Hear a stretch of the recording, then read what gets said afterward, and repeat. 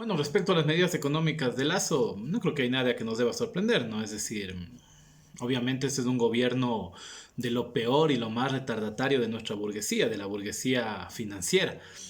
Es decir, una burguesía totalmente parasitaria, ineficiente y criminal.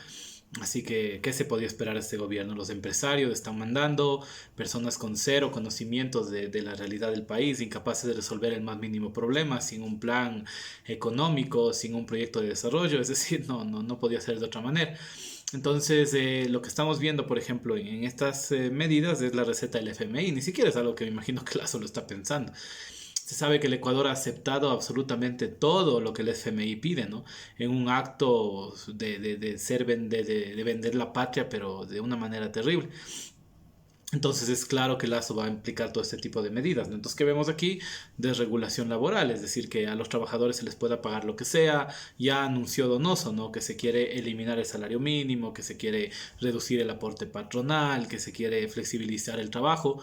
Entonces vemos claramente que se va por ahí. Entonces ahora los neoliberales quieren pintarse la cara diciendo que ellos no son neoliberales, sino que son liberales, pero es extraño porque aplican las mismas políticas de los años 90, es decir, las mismas políticas de desregulación que llevaron a las gravísimas crisis que hubo en Argentina, en Ecuador, en Perú, en toda América Latina, son las mismas medidas que están aplicando. Entonces, cuando ellos se pavonean de supuestamente hablar del éxito, de la riqueza y de tales, vemos que para nada es cierto. Es decir, aquí estamos viendo la aplicación de estas medidas que ya fueron un fracaso rotundo en toda la región durante muchísimo tiempo. No es algo que debamos esperar a ver qué pasa, ¿no? Vemos claramente que esta pauperización de los trabajadores a lo que lleva es a incrementar la sobreproducción, a incrementar la inequidad social, a desregular justamente los procesos financieros y que eso va a repercutir en una crisis económica que ya conocemos lo que eso implica, ¿no? Quiebras, destrucción de las pequeñas y medianas empresas, incapacidad, por ejemplo, de adquirir mercancías por parte de los trabajadores, inflación y todo lo que viene consigo, ¿no? La crisis está planteada y el gobierno de Lazo viene a plantear todas estas medidas neoliberales de viejo cuño como si fueran ideas muy novedosas, ¿no? Entonces tenemos esta reducción de los patronos, la reducción de los sueldos, es decir, estamos aquí viendo más de lo mismo. Por eso llama la atención que se siga hablando de dialogar con el régimen. ¿Qué hay que dialogar con el régimen? No entiendo. Es decir, un régimen de lo más retardatario, de la burguesía más vendepatria que puede existir, totalmente sometidos al FMI, sin ningún tipo de soberanía nacional, es un gobierno que está entregado básicamente al desastre. Entonces vemos que eso ya se está produciendo, ¿no? Hay algunos conceptos en este análisis de coyuntura que habrá que tomar en cuenta. Por ejemplo, la estúpida guerra contra las drogas que están implementando, ¿no? Es decir, estas medidas ya fracasaron en México, tampoco es una cuestión novedosa, ni que es la primera vez que está intentándose hacer. Es decir, esta guerra al narcotráfico lo que lleva es a que el fin de semana haya habido 14 muertos en Guayaquil y lo que va a la semana vayan 8, porque sin duda la intervención de fuerzas tan corruptas como la policía y el ejército en esta lucha a lo que lleva es simplemente radicalizar la guerra entre los carteles. Así que la cantidad de muertos que está en el Ecuador es consecuencia de esta política de intervención. Así que tenemos claramente, ¿no es cierto?, que esto no va a ningún lado. Las medidas de nutrir de armamento a la policía, al ejército, de militarizar son un completo fracaso. Han sido un fracaso y serán un fracaso. México es la muestra. Toda la criminalidad y la violencia que se vive en México es consecuencia de políticas como esta, ¿no? Es decir, aquí estamos ya camino justamente a una sociedad de anarquía del capital terrible, porque si militarizas y metes a la policía, que es una estructura sumamente corrupta, al control de las mafias, lo que va a tener es que luego la policía va a estar involucrada en las guerras de mafias. Eso es evidente que va a suceder. Entonces las medidas que están tomando, aparte de procurar intimidar a los, justamente la protesta social, a los dirigentes sociales, porque en el fondo es eso, ¿no? La militarización a los capos de la droga no les hace ni cosquillas. A quien afecta o pretende afectar o intimidar, me imagino, es a los dirigentes sociales.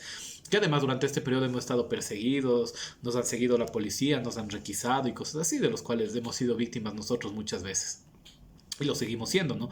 Hay una vigilancia permanente de todos los dirigentes sociales que le hemos denunciado públicamente y lo seguimos denunciando. Es decir, aquí el momento en que cualquiera de nosotros termine en la cárcel o desaparezca, ya sabemos quiénes son los responsables. Esos que están en la puerta de nuestras casas esperando que salgamos para andarnos siguiendo, para pararnos, para requisar nuestros enseres personales, nuestras mochilas, nuestros vehículos de una manera totalmente ilegal.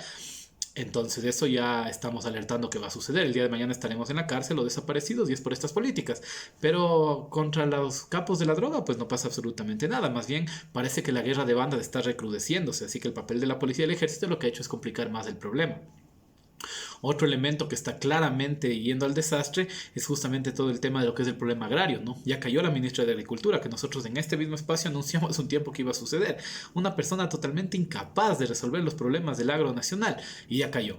Es decir, no podía sostenerse porque no hay resolución al problema. Un gobierno de los empresarios entregado a los intereses de los agroexportadores no puede resolver el problema de los pequeños productores. Es imposible.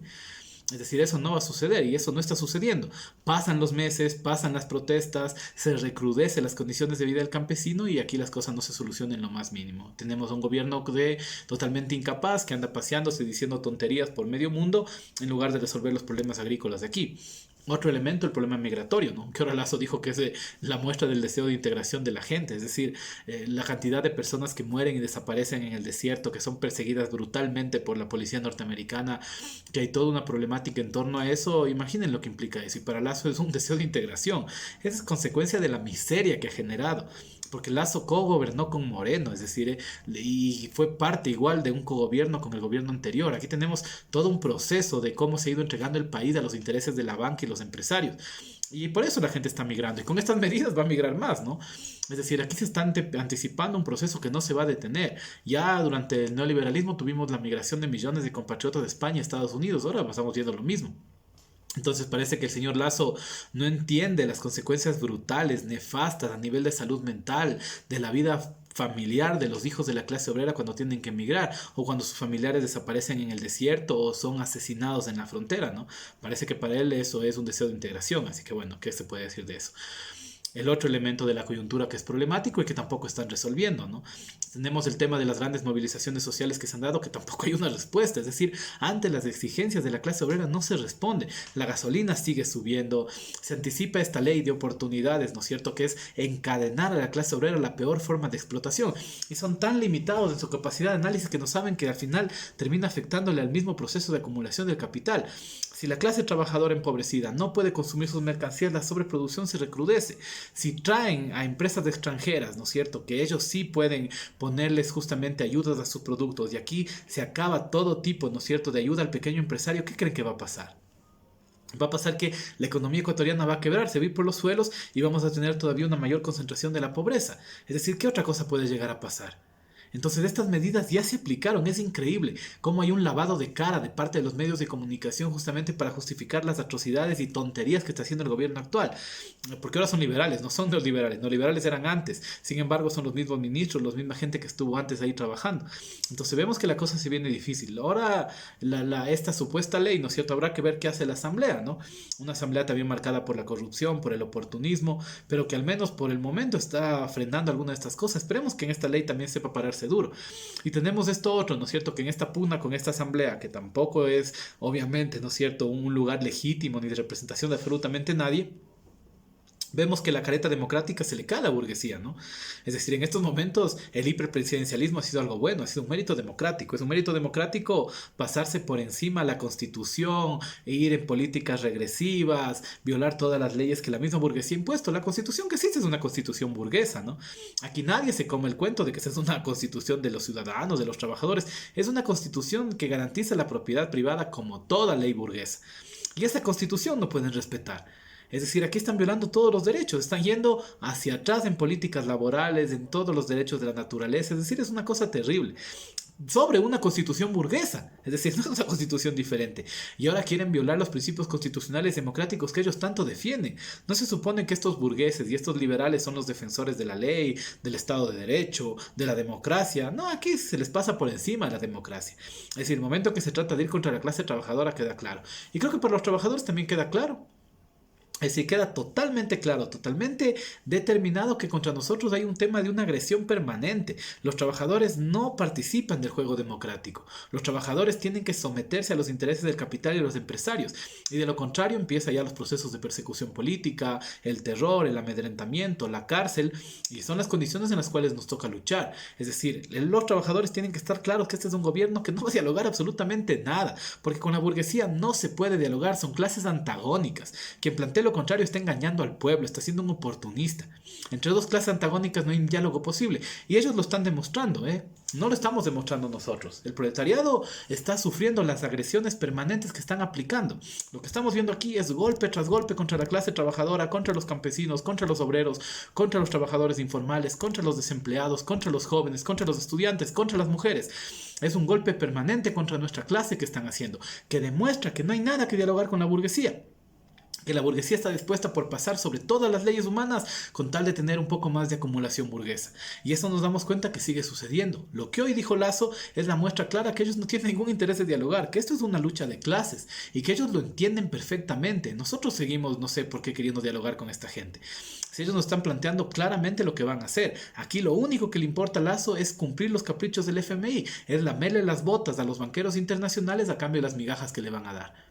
Y eso es lo que se está haciendo aquí. Y todos los medios de comunicación, toda la prensa, toda la gente que genera opinión está al servicio de Lasso, está lavándole la cara permanentemente, está callando, está ocultando lo que está sucediendo, está justamente cediendo todo el camino para que se dé, por ejemplo, la muerte cruzada, que en los hechos es prácticamente un año de dictadura, ¿no?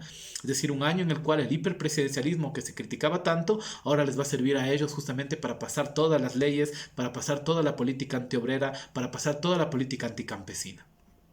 Entonces queda claro, con la burguesía no tenemos nada que debatir. Lo que hoy hizo el presidente, ¿no es cierto?, fue demostrar que él es un servicial a los empresarios, a los burgueses y al FMI, que no tiene ningún principio de soberanía nacional, que no tiene ninguna vocación por el pueblo, que él obedece a los intereses de su clase. ¿Qué tenemos que hacer nosotros? Obedecer a los intereses de nuestra clase. Y eso es lo que está muy claro. Nosotros tenemos que ser luchadores de nuestra clase, identificar claramente los objetivos de lucha de nuestra clase, unificar las fuerzas de la izquierda, de los sectores populares y de la clase proletaria. Necesitamos generar justamente frentes populares de resistencia al neoliberalismo. El camino está trazado, nunca ha sido diferente y en estos momentos queda muy claro que la línea política de la unidad, de los frentes de resistencia ante neoliberales, de justamente plantearse que la alternativa no es dialogar con el ejecutivo y que además, ¿no es cierto?, aquí hay una lucha de clases marcada donde la burguesía ha comenzado a atacar a la clase obrera de manera despiadada, es el camino que se deben seguir para lograr frenar esto que está sucediendo. Son momentos de lucha, son momentos de coyuntura en la cual se tiene que defender los intereses de los sectores populares, se tiene que defender los logros, los derechos, y eso no se hace en una mesa de diálogo.